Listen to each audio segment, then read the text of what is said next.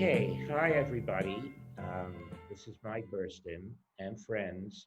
And to introduce my friend would take up probably the entire time of this broadcast. We only have about half an hour. So, what can I say about someone who I have known now for over 40 years? We met, Oh my God, really? can you believe we met in Israel in 1977 when he came No to kidding. lecture at Tel Aviv University.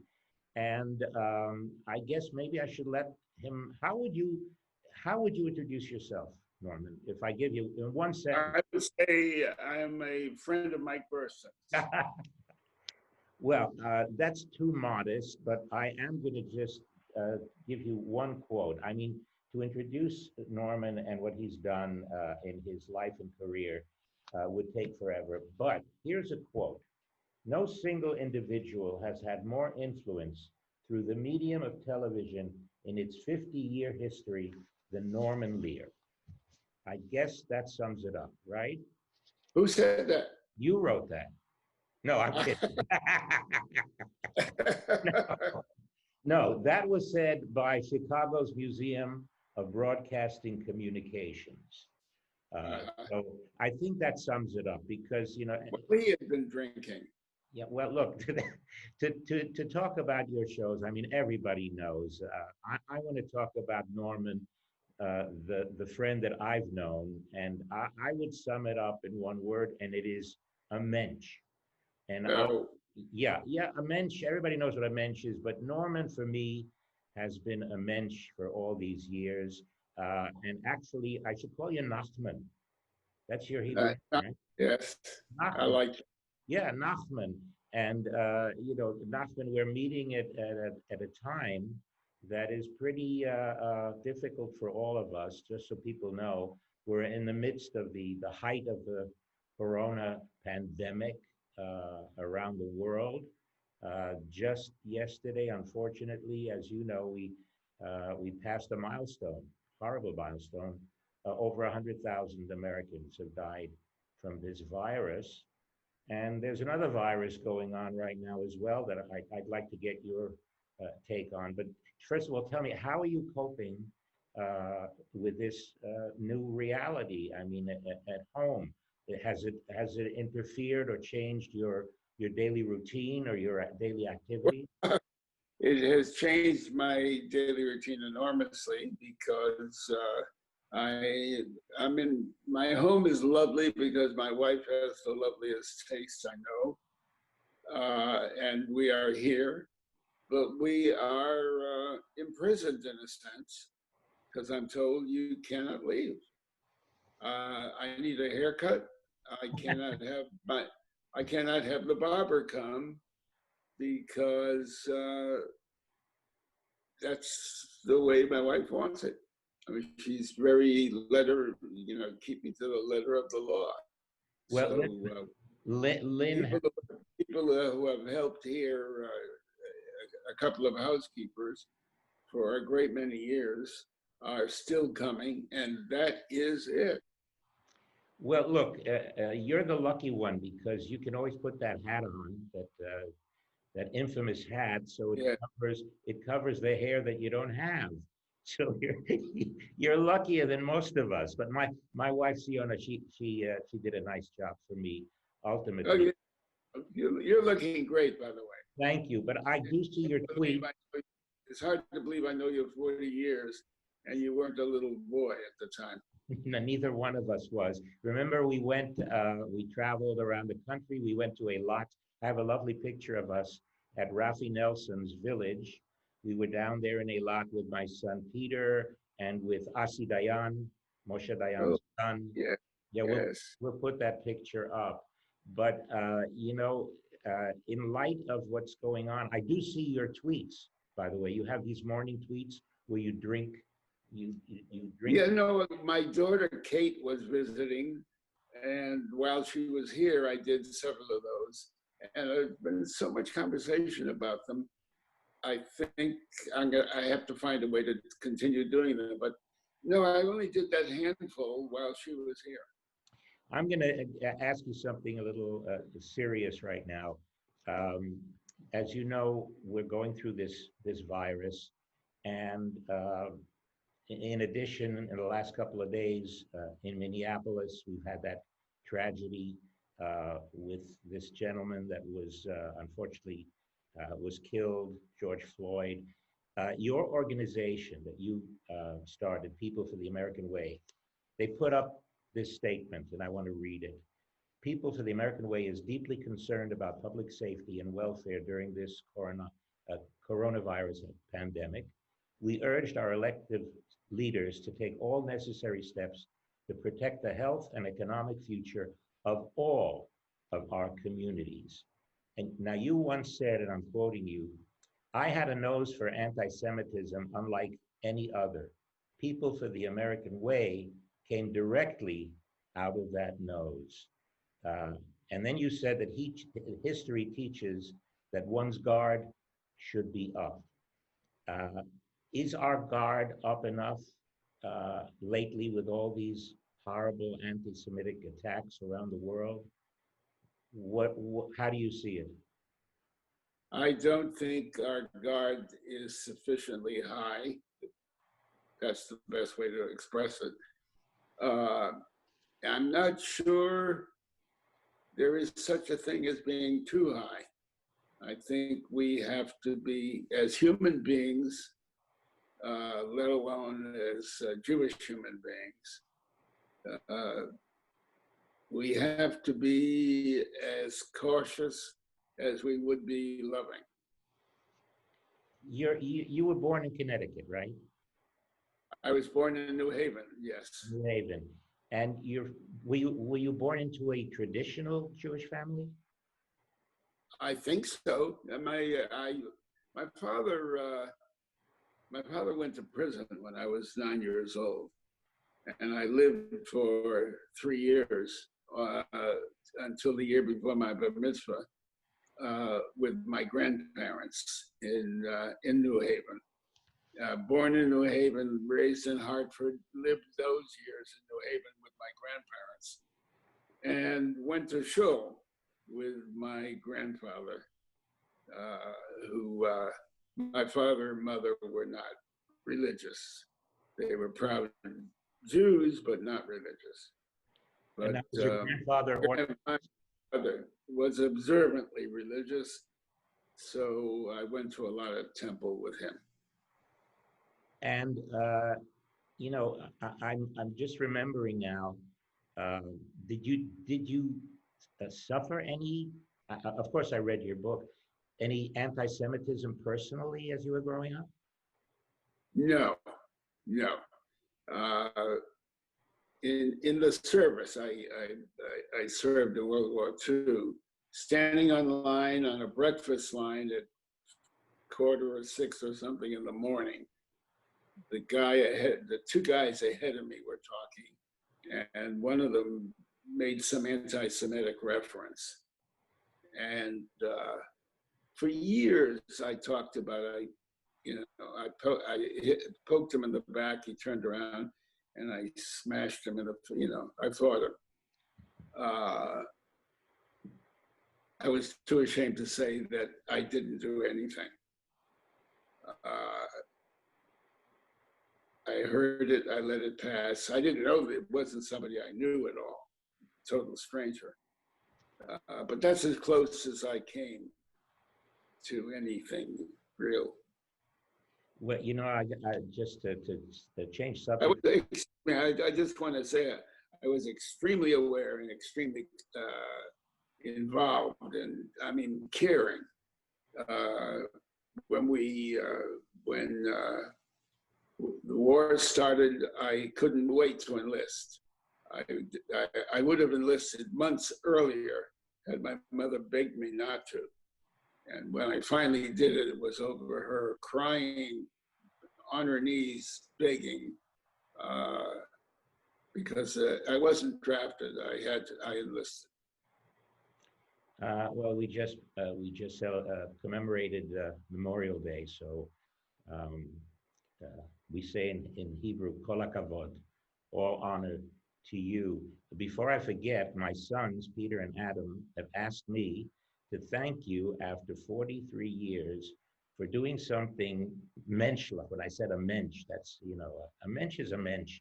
If you remember when you flew back to home after visiting Israel, Star Wars had just come out, 1977. And all the kids were dying to get their hands on Star Wars memorabilia and stuff, especially those lightsabers. And obviously, they weren't available in Israel. Well, about a week or two later, a box arrived at our home in Tel Aviv that you had sent to Adam and Peter, not only with memorabilia and posters, but two lightsabers. Oh, I'm so glad. Do you remember? Well, you probably don't remember, but they have. Remember, as you remind me of it, I do remember. They never forgot that, and they wanted me to thank you. Let me ask you something about your grandmother. You've talked about your grandmother and your in an interview once you said, and I'm quoting you, that your brand of Judaism is social consciousness. But at the same time, you said the proudest Jewish moment for you was watching your son holding the Torah. Uh, in all these long years that you have matured, not aged, but matured, has that brand of Judaism changed in any way? Has it become more traditional? Uh, I remember you said that you longed, your longing memories of your grandmother eating her matzah balls and the Friday nights with sparkling white tablecloth and candles. So has it become more nostalgic over the years, or is it still just social consciousness? You know, it's extremely nostalgic. Friday evening, Friday evening,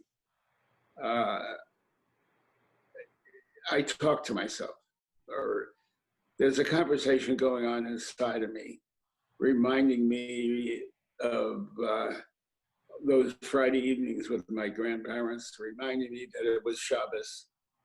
I think about that 1,100 times a day, a Saturday. There's nothing happening about it. I'm not going to show. I don't say that proudly. I just am not.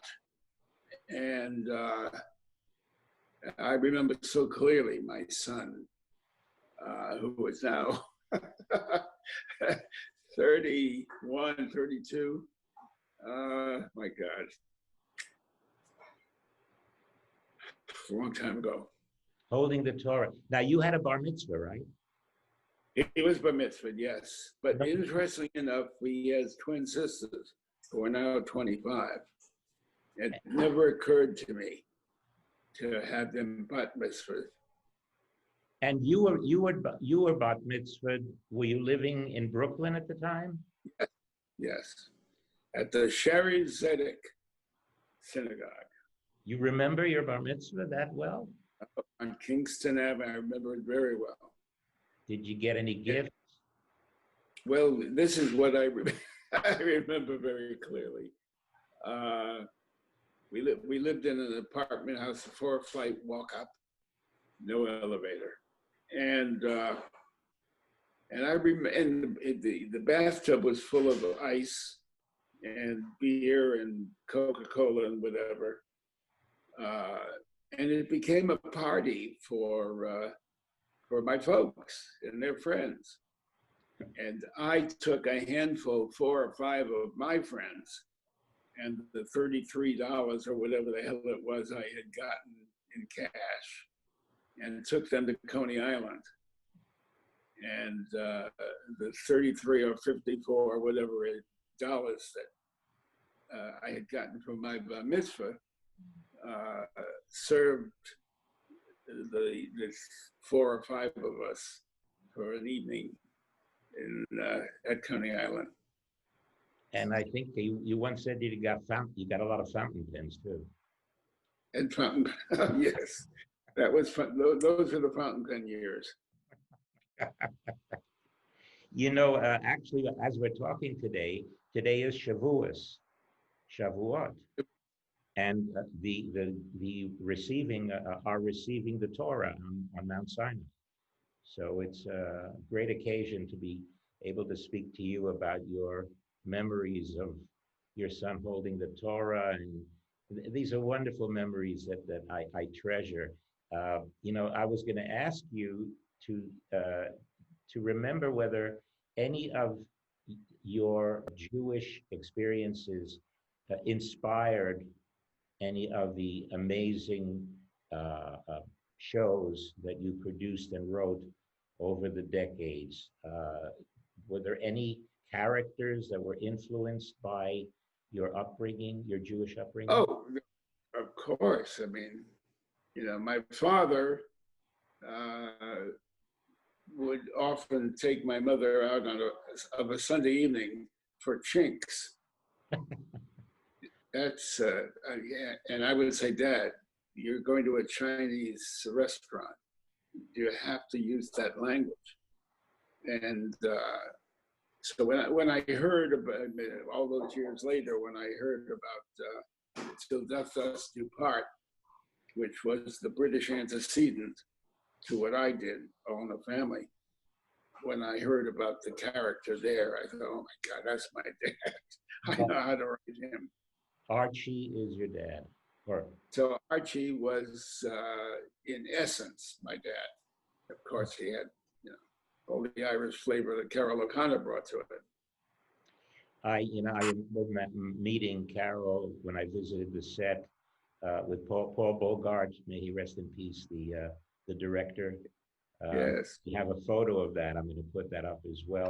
And I'll always remember, there's been a story that we probably can't tell on air, but you told a story when you lectured at Tel Aviv University about a memory you had, I think it was with your uncle, uh, getting up at night, going to the bathroom, and the noise of something that goes on in the bathroom, and he taught you something about Yeah. silence. Uh, you know what I'm talking about, right? Yes, I do. I do. That story. Yes. Well, He that has, taught me. He taught me that peeing into the bottom of the bowl makes a sound that all will hear, but peeing on the side of the bowl falls silent to the ear. that That's has how I later. that has accompanied me since 1977 because that's what I do every night. I didn't think we could tell it, but I think it's clean enough to know. Uh, I wish we had more time because there's so much to talk about. Well, listen. By the way, where are you now? Are you in Israel? No. I'm in Los Angeles. I wish we could be in You Israel. hold it. Yes. I wish we could be in Israel right now because Israel was very prescient in their actions when the coronavirus started back in March. One of the few countries that did the right thing, closed down early enough, and they are now opening up. Relatively, there are fewer deaths than in many other countries of the same size. Luckily, they're opening up. Unfortunately, as here as well, there is no show business going on. There are no theaters, there's no cinema. And I was about to go back for the opening of a new television series that we did last year called Judah, which is on Hulu now, and it's about Jewish vampires. Oh, You can that's funny. you can see it. It's on Hulu. It's called Judah, and I also just directed the English dub of the third season of Fauda, which is a huge international hit. I don't know whether you've seen it. No, I haven't seen it, but I've certainly heard about it. Well, we are now doing for Netflix. I'm working for Netflix, and we're dubbing all those foreign shows with professional actors. But as soon as things open up in Israel, I'll be back. I go back and forth all the time, and the hardest thing really is not being able to hug my grandchildren. You know, we have three grandchildren, and they live here as well, and I can't hug them.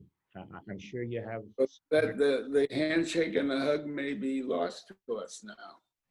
Well, you know, I think, Norman, we are going to have to get accustomed to a new reality. Well, our lives will never be the same.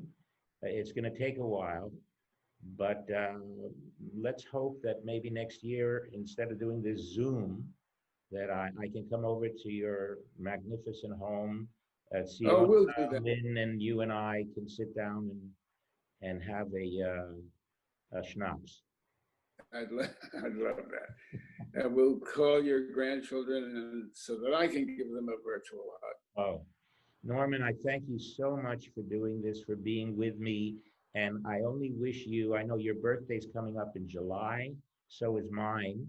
And I want to wish you a gesund, good Thank you. health. The main thing is good health, gesund bis 120. You know what that means. 120. Till 120. So you got quite a way to go. Yeah, I'll settle for that. Yeah, I'll that was Moses, the great Moses, 120.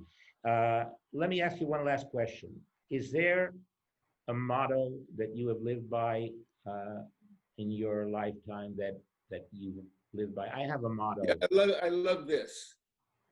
Maybe you've heard it before because it sounds almost biblical. A man should have a garment with two pockets.